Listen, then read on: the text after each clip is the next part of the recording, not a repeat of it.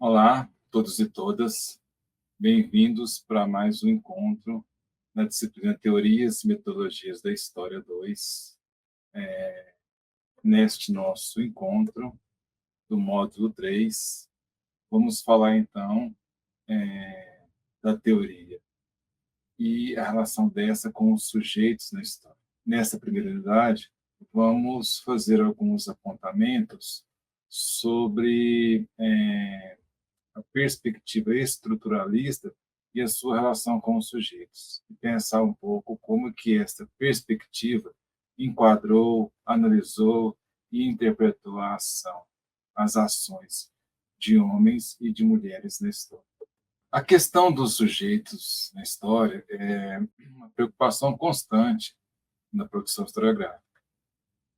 Nós lembramos aqui, por exemplo, vocês já estudaram em outras disciplinas de teoria, a produção teórica da escola dos análises, como que eles, na França, na década de 30 do século XX, começaram a questionar uma metodologia, uma perspectiva tradicional que eles chamavam de positivista, como que esta escolhiam os sujeitos que atuavam na história. Nesta leitura, quem produzia, quem fazia, era sempre os chamados grandes nomes, né? Eram presidentes, eram reis, rainhas, chefes de grandes exércitos, enfim. E esta era marcada, então, a partir de uma memória dos vencedores. E, então, os marcos institucionais desta historiografia estavam ligados sempre a mudanças na esfera do Estado, mudanças políticas na esfera do Estado, que remontavam às ações dessas pessoas muito específicas. Então, os análises, liderados por Marc Bloch e Lucien Febvre, foi um dos movimentos que questionaram essa leitura da sociedade. Essa historiografia ampliou as fontes e trouxe outros métodos de análise para este material. Nesse sentido, possibilitou que nós pudéssemos, então, alcançar esses outros sujeitos. Não que isso não significa que presidentes, aqueles detentores do poder executivo, do poder político, do poder econômico, deixaram de ser objetos de leitura e interpretação.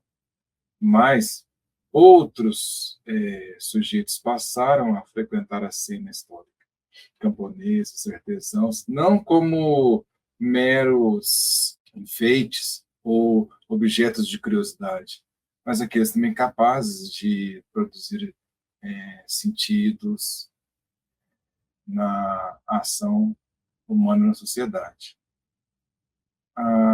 Desta primeira geração, então Marc Bloch e Lucien Febvre, ficou conhecido como a primeira geração dos análises. Então, a segunda geração dos análises, liderada por Fernando Braudel, ela inaugura uma leitura mais estrutural da sociedade. Ela não volta para os grandes nomes, aquela memória dos vencedores.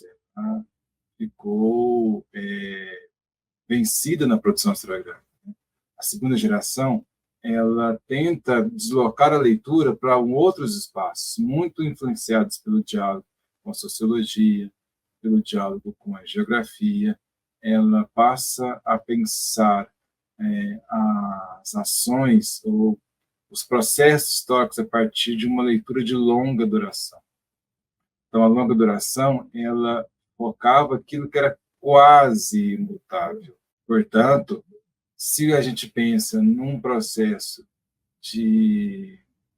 histórico de permanências, de poucas mudanças, de muitas permanências, nós também deslocamos um pouco da ação dos sujeitos. Então, o que aparece centrado nessa produção é o meio geográfico, por exemplo, com as leituras sobre do Mediterrâneo e outras determinações que limitam muito a ação dos sujeitos. Numa outra leitura, na leitura do marxismo, também foi possível percebermos muitas limitações às ações dos sujeitos. O marxismo é uma tradição que se preocupa em entender as transformações da sociedade através de conceitos como o conceito de classe, de luta de classe, como que as pessoas, portanto, se identificam nestas categorias. Então, a preocupação é pensar, bom, como se constituem as classes sociais? Como as pessoas se identificam nelas? E em que determinado momento as pessoas constroem uma consciência de classe, portanto, lutam a partir de interesses comuns. O marxismo entendeu, desde Marx, que os homens e as mulheres são sujeitos do processo histórico, porém, são limitados por determinações que são estruturais. Durante muito tempo, esta tradição focou muito o seu olhar nas determinações econômicas, dizendo então que a base econômica ela determinava muitas ações dos sujeitos, criando inclusive uma leitura também estrutural de base e superestrutura. Na base estavam então as relações econômicas e na superestrutura estavam as relações culturais, relações jurídicas, estéticas, entre outras coisas. Então, a base econômica determinava a superestrutura, portanto, também determinavam as ações dos sujeitos.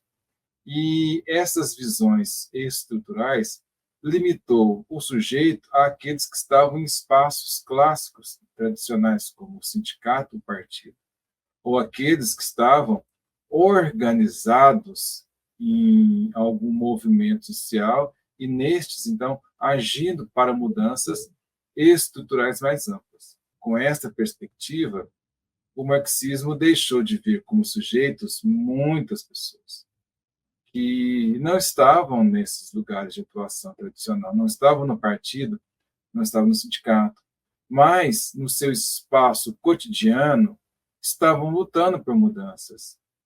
Se não uma bandeira de rompimento com o capitalismo, uma visão um pouco simplista, eles estavam questionando, pressionando, produzindo fissuras nas relações de poder e, portanto, produzindo mudanças também.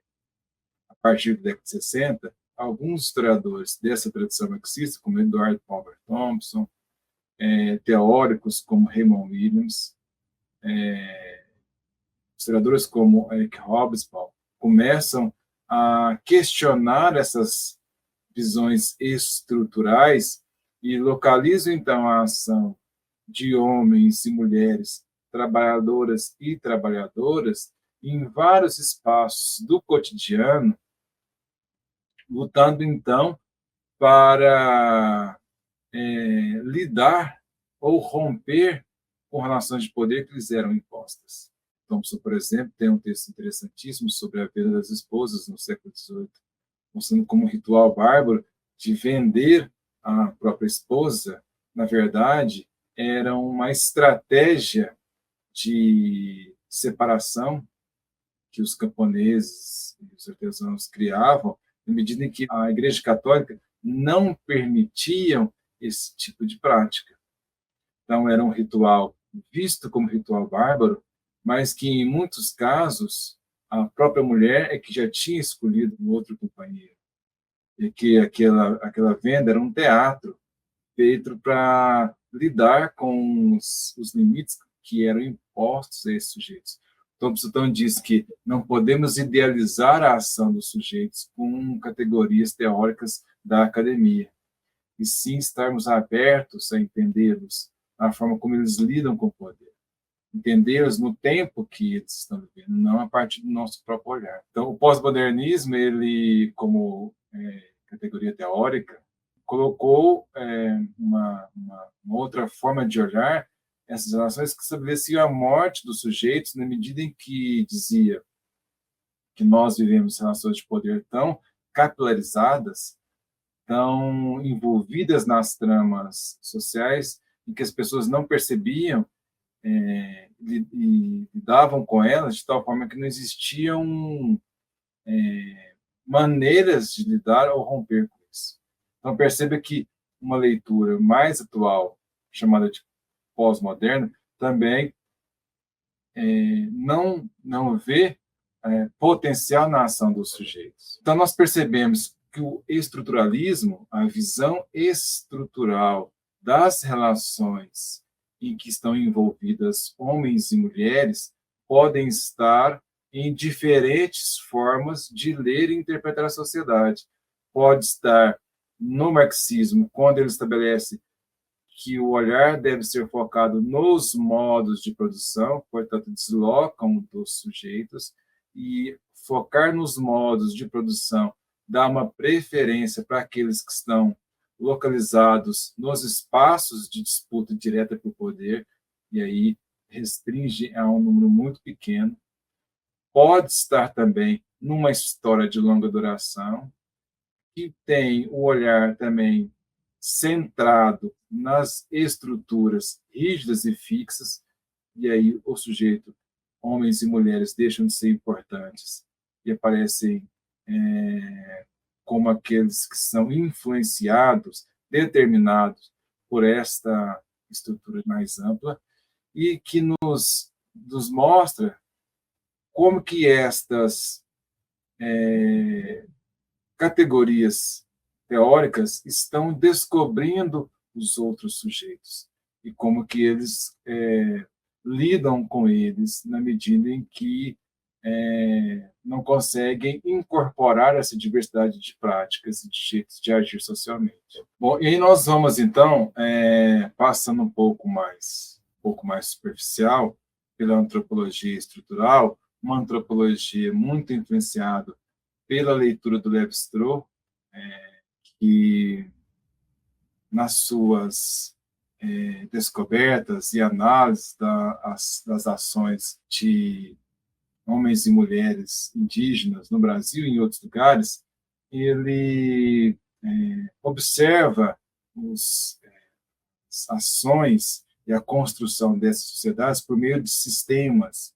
Nesse sentido, o Lévi-Strauss tenta criar leis gerais para entender as relações dentro desses grupos. Assim, o estruturalismo considera a existência de estruturas superficiais, nessa visão do Lévi-Strauss, né, de estruturas superficiais, as que nós podemos detectar pela nossa observação no campo de pesquisa, e também aquelas estruturas profundas que estão ligadas ao campo do cultural, que nós nem sempre conseguimos detectar com uma mera observação.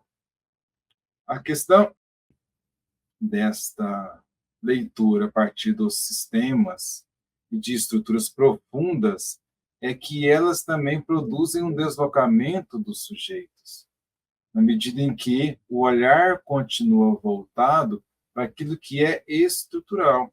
Nesse caso, um sistema de normas culturais que determina toda a forma de se comportar, deslocar e agir dentro de determinados grupos. E, consequentemente, nessa leitura do Lévi-Strauss, a narrativa historiográfica estava muito voltada para a questão da linguagem do texto, e não mais para pensar as ações dos sujeitos. Então, esta perspectiva estrutural do Lévi-Strauss, ela tem alguns impactos epistemológicos para a produção historiográfica. Entre elas, o que Jurandir Malherbe chama, por exemplo, do rebaixamento do historiador, na medida em que ele passa a desempenhar a função de catalogar estas estruturas do sistema e como eles funcionam, e eles perdem a sua autonomia de interpretação e análise das ações desses sujeitos. Um outro impacto é essa idealização das estruturas. Portanto, ao idealizá-las, elas também ganham uma centralidade muito grande e a sua interpretação fica localizada nessa ordem do discurso, na forma como o discurso, então, institui essas estruturas e o discurso consegue instituir normas, jeitos de ser e de agir. Portanto, a leitura não é mais centrada na interpretação das ações dos homens e das mulheres, em si no campo do discurso e como que esse discurso consegue ser internalizado, como esse discurso produz estas estruturas e como que elas organizam sistemas que faz com que as pessoas não tenham autonomia. Todo o foco da análise vai ser sempre em tentar descobrir estes sistemas de ordenamento, de produção de discurso, e como que eles, então, fazem com que as pessoas sejam sujeitadas e não ser sujeitos do processo.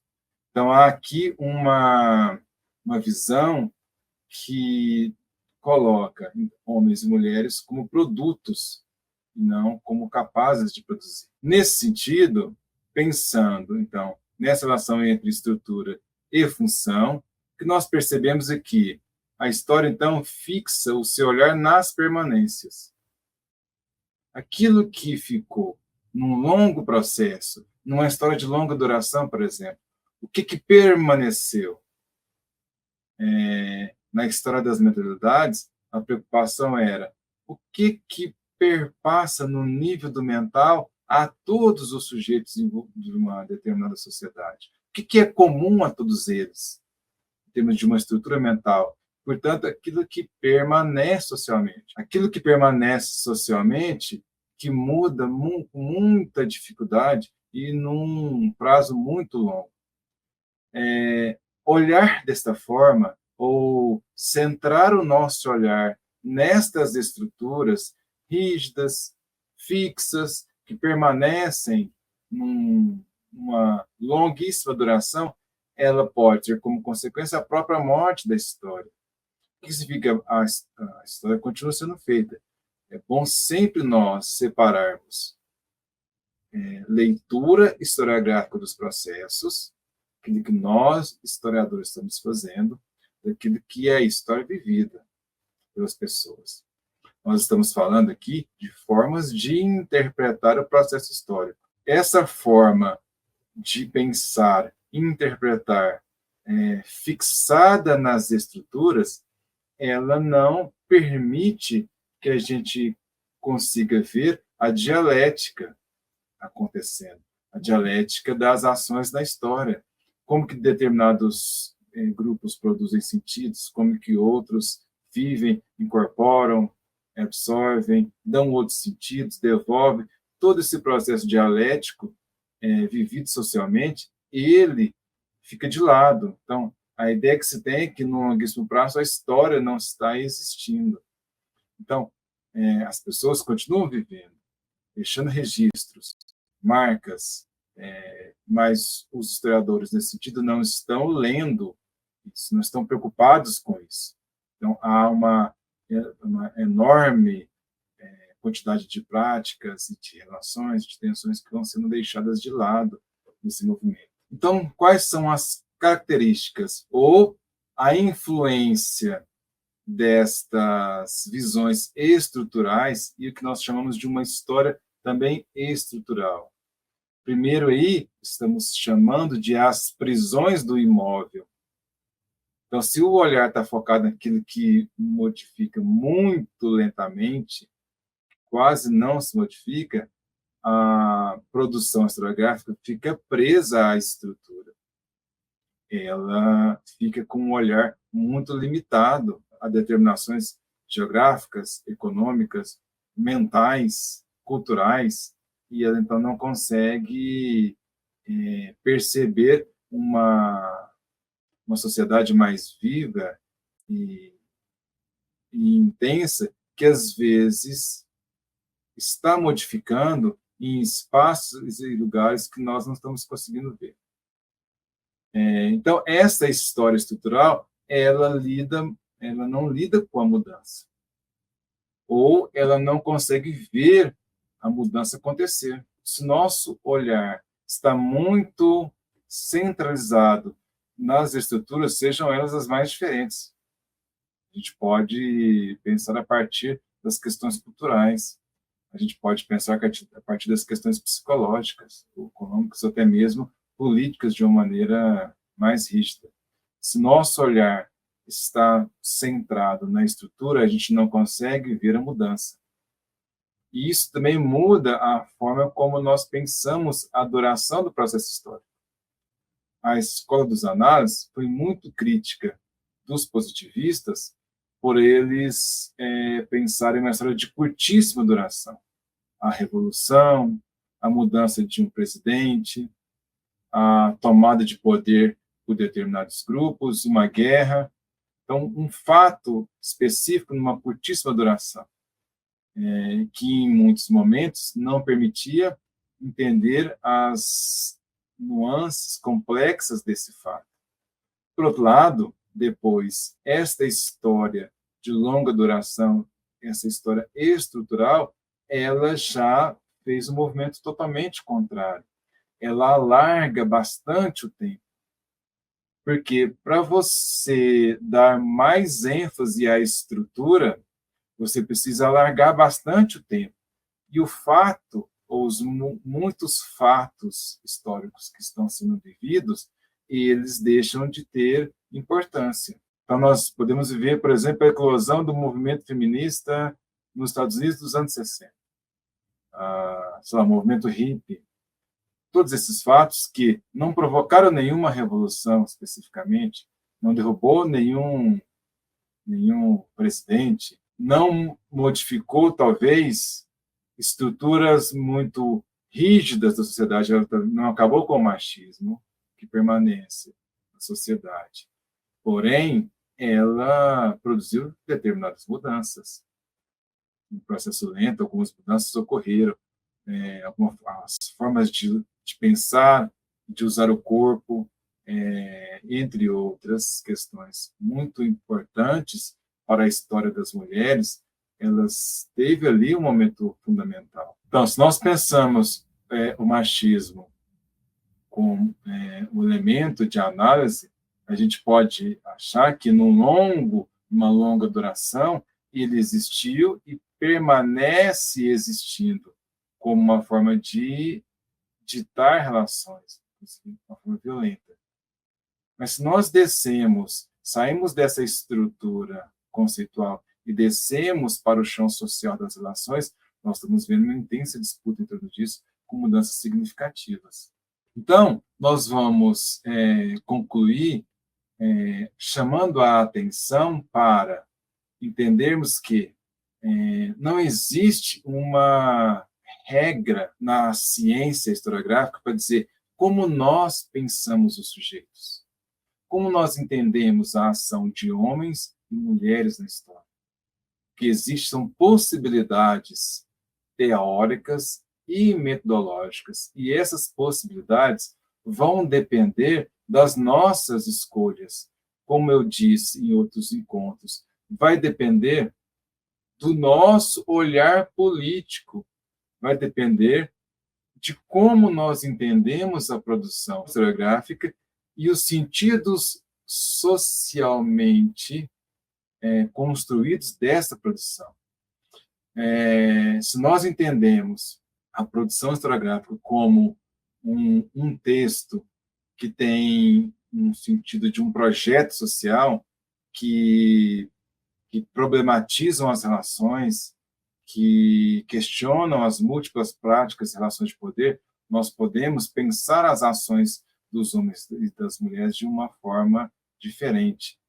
Então, essa é uma especificidade da ciência historiográfica, ela não tem regras gerais. Os estruturalismos até tentaram criar leis gerais que criariam métodos rígidos que poderiam ser deslocados para qualquer lugar e assim você conseguir aplicar nas diversas sociedades. Mas nós fomos aprendendo que as ações humanas e a leitura e a interpretação que fazemos delas não são passíveis de você fechar em leis gerais. Então, os conceitos são problemas históricos, portanto, as categorias de análise também são construções e problemas históricos. Se a forma como nós olhamos para os sujeitos vão se transformando historicamente, cabe a nós, historiadores e historiadoras, entender os teóricos a partir do lugar que eles estão, entender a produção no campo da tradição marxista, entender a construção de conceitos como a da pós-modernidade, e, nesse sentido, pensar as ações dos sujeitos nestas mudanças e não olhando a teoria como uma receita fechada. Então, nós partimos do nosso olhar, das nossas problematizações e dos nossos objetivos, o que nós queremos com a produção historiográfica que nós estamos construindo. E aí nós chegamos à teoria, e nós vamos escolher esse conjunto de possibilidades teóricas com quem nós queremos dialogar a partir dos sentidos que queremos para os nossos trabalhos. Então, para este nosso encontro é isso. Eu agradeço a atenção de todos e de todas, e até o nosso próximo encontro.